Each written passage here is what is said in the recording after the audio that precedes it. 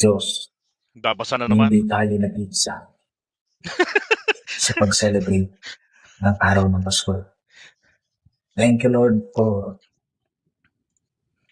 celebrating with us in the spirit of kindness, forgiveness, and love.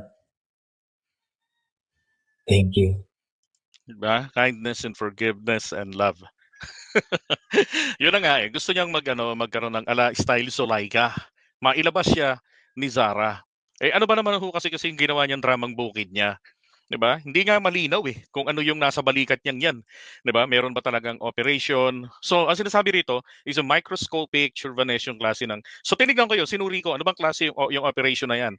So, hindi po ito yung klase ng operation na hihiwain ka, hindi. So, meron lang maliit na isinusuot. So, ganun to repair certain tissue. Ganun. Usually yung mga nagkakaroon pala ng mga aksidente nagkakaganyan. Okay? Pero ang tanong dito, kailangan bang naka-confine ka sa hospital? Hindi po. Hindi po niya kailangan naka-confine. Ayun nga lang isang kongresista na nagsalita, 'di ba? Ano sinabi niya? Meron din siyang ganyang klase na operasyon.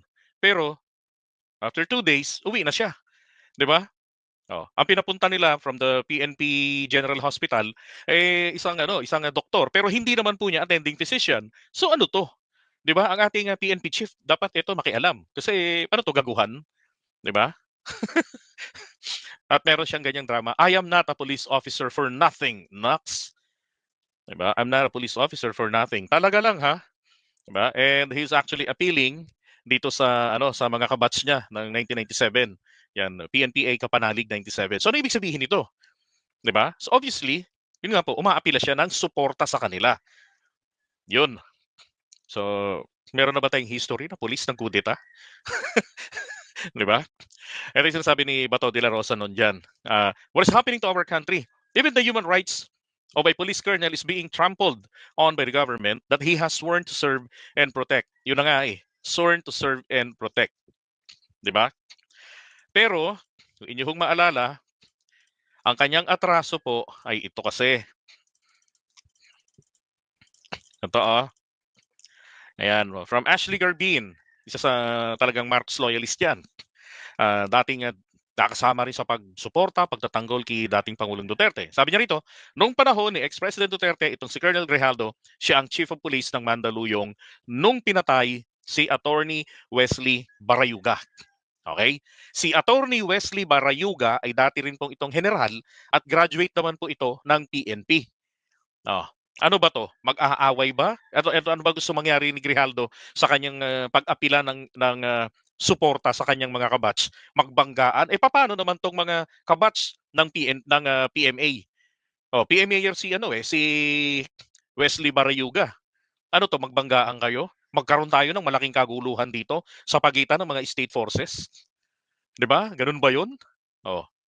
Bakit ganun ang kanyang ginagawa? Wala na, naka-floating kasi 'to eh. Naka-floating ito. Tuloy natin. Sabi diyan ha, siya yung Chief of Police ng Mandaluyong City nung pinatay si Attorney Wesley Barayuga. Pinatay ng riding in tandem, tinambangan mismo doon sa Mandaluyong City. Ngayon, bakit nasasangkot at kaduda-duda itong si Grijaldo? Kasi bilang Chief of Police ng Mandaluyong City, hindi niya pinaimbestigahan ang seryosong pangyayari. 'Yon, 'di ba? Isa pa, isang dating mataas na opisyal 'yan. Oh, tapos nasa PAGCOR, 'di ba? Ngayon ang ending nung napatay doon, dead ma lang. Ano 'to? 'Di ba? Hindi man lamang pinaimbestigahan. So ngayon kailangan niyang ipaliwanag 'yan, bakit hindi niya pinaimbestigahan ang isang seryosong insidenteng nangyari. Kaya nga siya napagdududahan na hindi kaya ito ay nakatimbre sa kanya, 'di ba?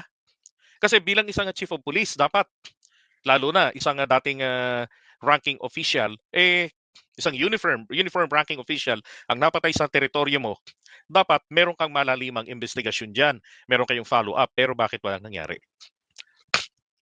Ito pa, hindi niya pinaimbestigahan ang seryosong pangyayari na parang wala lang sa kanya dahil walang walang nangyaring haphazard ang pag-handle niya ng kaso. Samantalang pinatay ng riding in tandem noon mismo sa kanyang syudad. Ngayon, dahil sa lumalabas na investigasyon, dahil ba may alam siya sa pagkamatay kay Attorney Barayuga, kaya tahimik at deadma lang siya. Diba? Tanong nga, nakatimbre ba sa kanya yung na mangyayari kay Barayuga yon? Now, sa investigasyon sa Quadcom, alam ni Colonel Grijaldo nakakasuhan siya. At dahil naka-floating status na siya, siniraan niya ang Quadcom. Pinapalabas ni Colonel Grijaldo na kinausap daw siya ni Congressman Fernandez at Abante. Pinipressure siya ng dalawa na ituro si Bongo na totoong may reward system sa PNP sa kampanya sa illegal na droga sa war on drugs sa Digong. Diba? Sabi nga niya, pinapunta siya ron sa likod, no, may kwarto doon, pinapasok siya sa may kanan, and then doon niya nakausap si Abante na nagtanong sa kanya na ano ba ranggo mo, gano'n ka pa katagal diyan sa serbisyo, o tapos pwede ka pang maging general, kumbaga sinisilaw siya sa possible promotion. And then ito naman si Congressman Dan Fernandez, inatake naman niya na ito yung udyok sa kanya na magsinungaling. 'Di ba? Ang ginawa agad ni dating sabi raw nga sa kanya, ito, baka pwede ka dito. 'Di ba? Itinuturo daw doon. Pero sabi niya gusto niya magkaroon ng kopya ng yung supplemental or follow-up affidavit ni ni yung babae, dating chief ng yung ng tawag dito, ng PCSO, time ni Digong. Ah, 'di ba? Now, sabi niya, hindi raw po niya pinagbigyan. Umepal naman po si Duterte doon sa Senado. 'Di ba? Sabi niya kakasuhan niya 'yan kasi he caused someone to lie. Ang tanong, ginawa ba ni Grijaldo na maglabas ng statement na magsinungaling? Yun daw po yung mga sinabi niya ron sa Kongreso, sa statement niya, yun daw po ay false, parang under pressure lang siya. Ang gulo nga nung niya eh. Alin ba yung talagang pagsisinungaling niya doon? Inudyukan siya na magsinungaling, pero dapat doon ginawa niya yung sworn statement, sinumpaang salaysay na kung saan nagsinungaling siya base sa udyok at pagsilaw ni Abante. 'Di ba? Udyok nito ni Congressman Fernandez, ni Dan Fernandez. Wala naman siyang ginawang ganun eh. Ngayon, binabalikan siya ng Quadcom doon sa kanyang sinabi. Ayaw niya nang humarap. 'Di ba? Naka-floating siya. Ayun ang problema rin sa PNP natin. Naka-floating na yung tao nasa custody nyo. Bakit hindi nyo mabitbit? Yun eh. 'Di ba? So maliwanag ho, ito mismong PNP meron ditong nangyayari po na cover up. 'Di ba? Kampihan. Yan. Ganun sila. Bakit nagkakampihan? Yun eh. 'Di ba? So tingin ko dapat dito ang gawin ng Kongreso, reviewin ang budget. 'Di ba? Dapat pagsisibakin yung mga nagkakampihan diyan. Ang dali-dali nun, pwedeng iutos ng PNP chief eh. PNP chief na, bitbitin nyo yun doon, dalhin nyo. Ano yun? Pagkatapos nyo magsalita sa Senado, na inoperahan na yung balikat niya, tapos nabubulok, hindi na siya kailangan hindi na siya pwedeng lumabas. 'Di ba? 4 na patawag, hindi niya sinipot. 'Di ba? So, takot talagang humarap doon. Ito pa.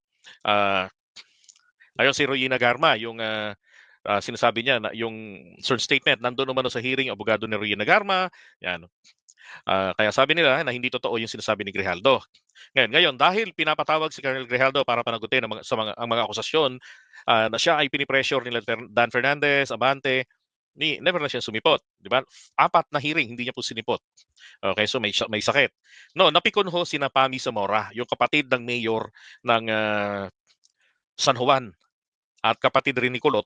Kalimutan ko yung pangalan ng kapatid niyang babae na slim na congresswoman naman ng San Juan. Magkapatid silang babae, parehong kongresista. Si Pami ay sa Taguig.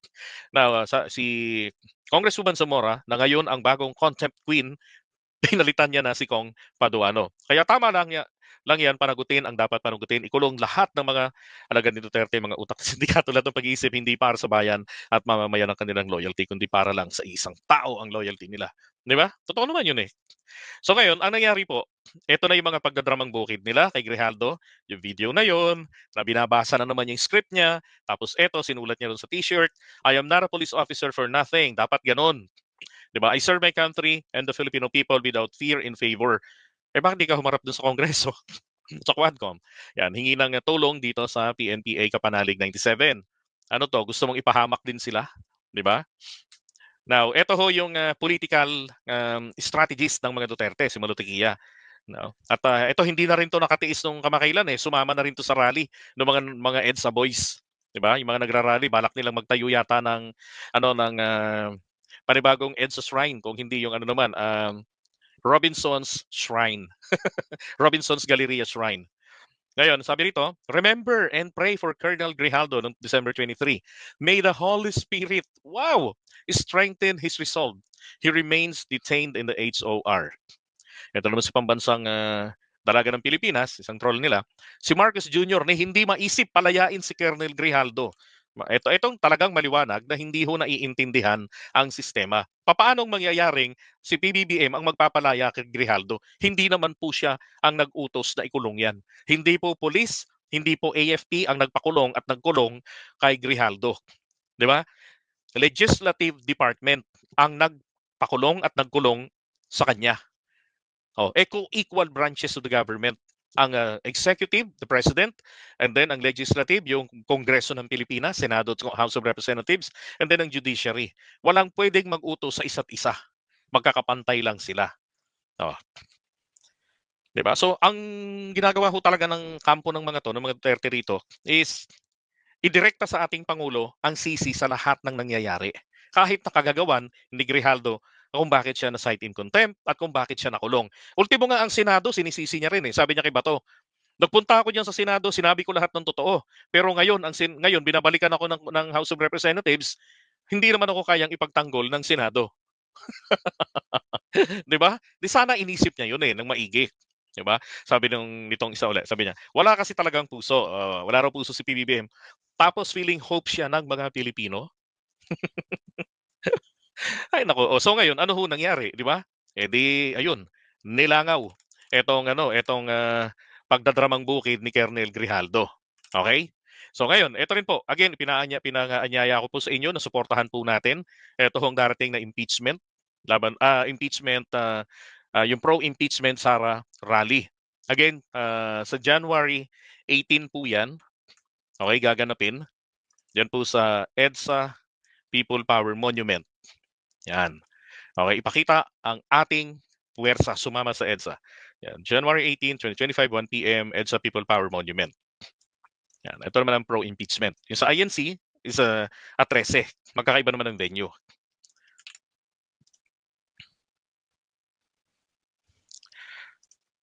Okay. Iwan muna natin to, then tingin tayo sa comment section.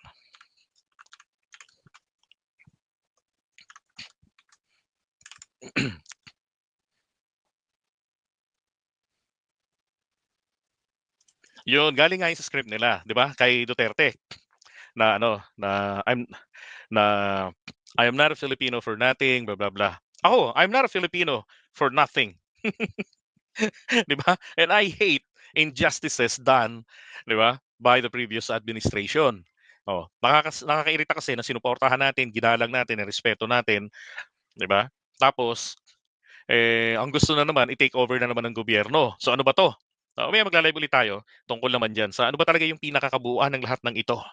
'Di ba? Ano ba tong political drama na 'to? Mamaya yan after this live natin ngayong umaga. Bandang hapon na 'yon o tanghali. Okay,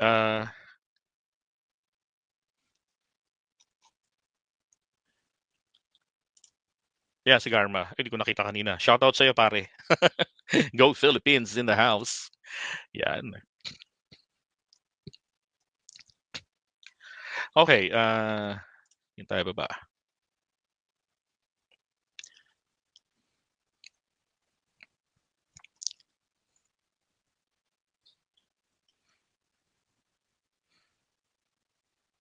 Okay, sabi ni Fido dito, if you serve your country, Mr. Grijaldo, you should have given Barayuga's case top priority, not an ordinary case. Alam niyo,